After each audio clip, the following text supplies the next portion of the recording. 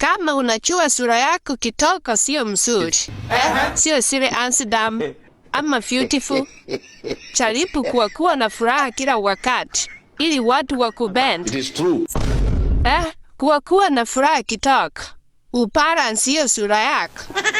Unakuta mtu sura ni mbaya, anakasirika kila wakati.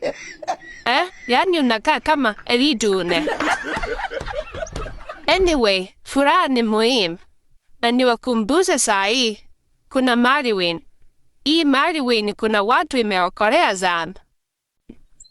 Hiyo linki tumekuwekea hapo kwa page yetu. Hiyo linki ni ya mchezo wa Mariwin. Kliki hiyo link, uregister. Ni 49 bob peke yake. Unaokopa nini? 49 bob peke yake, uregister. Ucheze hizo games, upate 5,000 yako. Nani hataki beza? Ebu jaribu.